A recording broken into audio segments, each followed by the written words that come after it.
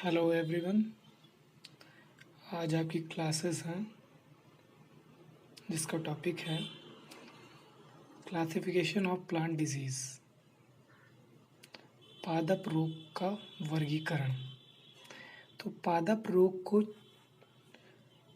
चार मुख्यतः भागों में बांटा गया है, जिसमें से पहला based on type of symptoms, लक्षणों के प्रकार के आधार पर।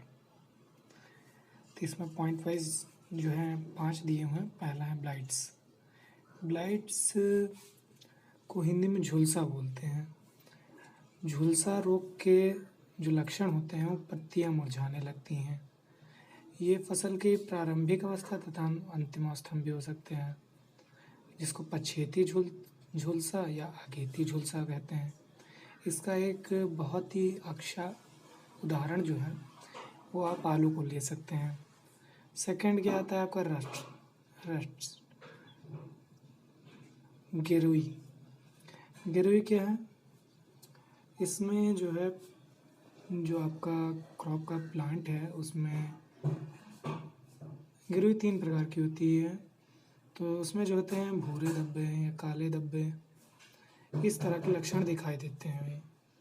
ये रोग गेहूं में पाया जाता है। आप इसको गेहूं में मुख्यतः देख सकते हैं, आसानी से ये आपको उसमें दिखाई देगा। इसके बाद क्या आता है स्मट्स।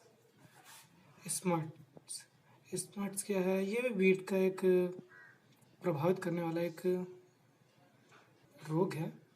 इसको भी देख सकते हैं, इसमें भी स्पॉट्स पड़ते हैं तथा जो अनाज होता है वो चूड़ील अवस्था में हो जाता है काला। चौथा आपका आता है सड़न, रूट्स। सड़न किसी पार्ट विशेष में भी हो सकती है। और इसके बाद क्या है विल्ट्स, गलन। गलन मुख्यतः जो होता है ज़्यादातर जो पानी की अधिकता के कारण, जहाँ पे सॉइल में अधिक पानी हो जाता है उसके कारण भी गलन होती है। तो ये भी लक्षणों के प्रकार के आधार पर जो डिवीज़न किए गए हैं, ब्लाइट्स, रट्स, स्मट्स, रूट्स, विल्ट्स, ये आपके हो गए हैं। अब आते हैं सेकंड में, based on type of crops. फसल के प्रकार के आधार पर। फसल के प्रकार के आधार पर इसको 3 भाग में बांटा गया है। पहला क्या है सीरियल डिजीज़। तो सीरियल जो होता है, सीरियल क्रॉप जो होती है, ये सीरियल क्रॉप का मतलब होता है अनाज वाली फसलें, जिनसे हमें मुख्यतः अनाज प्राप्त होता है, गेहूँ, धान, मक्का आदि। ठीक है। तो इसमें जो अनाज वाली फसलों में जो रोग लगते हैं, कोई भी हो, गंडुआ रोग या जितने भी रोग लगते हैं, ये सारे आपके सीरियल डिजीज़ कहलाएंगे। सेकंड उसी में आता है आपका वेजिटेबल डिजीज़। वेजिटेबल डिजीज़ क्या है? सब्जियों में जो भी रोग लगते हैं, झुलसा, वेल्ट्स, ये जो भी रोग सब्जियों में लगते हैं वो आपके वेजिटेबल डिजीज़ कहलाएंगे। फिर आता है तीसरा फ्रूट्स। फ्रूट्स में लगने वाले डिजीज़ फ्रूट डिजीज़ कहलाएंगे। तो ये based on type of crop, फसल के प्रकार के आधार पर जो आपके रोग हैं वो 3 तरह से होते हैं, सीरियल, वेजिटेबल एंड फ्रूट्स। आइए आप तीसरे पॉइंट पे आते हैं, based on type of organ affected. प्रभावित अंगों के आधार पर। प्रभावित अंग क्या हो के आधार पर इनको 2 भागों में बांटा गया, एक फ्रूट डिजीज़, एक होता है फ्रूट डिजीज़। फ्रूट डिजीज़ में क्या है? फल वाले रोग, जो मुख्यतः फल वाले पौधों में लगते हैं, तो वो फ्रूट डिजीज़ कहलाएंगे। सेकंड रूट डिजीज़, ये रोग मुख्यतः जड़ों में लगते हैं, गलन भी हो सकते हैं, सड़न भी हो सकते हैं, तो ये रूट डिजीज़ कहलाएंगे। चौथा ये आते हैं बेस्ड ऑन केजेस, कारण के आधार पर। कारण के आधार पर 2 भागों में बांटा गया है, एक इन्फेक्शन डिजीज़, दूसरा non infection disease. Infection disease क्या है? आपका संक्रमित रोग। संक्रमित रोग बहुत ही प्रभावित होते हैं तथा ये बहुत ही तेज़ी से फैलते हैं। नॉन इन्फेक्शन डिजीज़ क्या होता है? नॉन इन्फेक्शन डिजीज़ किसी न्यूट्रिशन इम्बैलेंस या टेम्परेचर या क्लाइमेटिक हो सकते हैं। तो बेस्ड ऑन केजेस के आधार पर डिजीज़ को 2 भागों में बांटा गया है, infection disease, non infectious disease.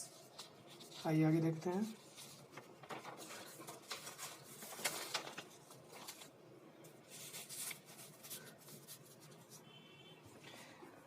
Plant disease agents, पौधा रोग के कारक, पौधों के रोग के कारण।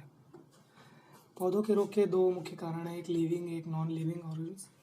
लिविंग ऑर्गेनिज्म क्या होते हैं? सजीव। सजीव का मतलब क्या होता है? जिनमें कोई निश्चित आकार होता है, वृद्धि करते हैं तथा उपापचय क्रियाएं होती हैं, ये जो होते हैं लिविंग कहलाते हैं। तो लिविंग ऑर्गेनिज्म में आइए हम देखते हैं क्या क्या होता है, कौन कौन से कारक होते हैं।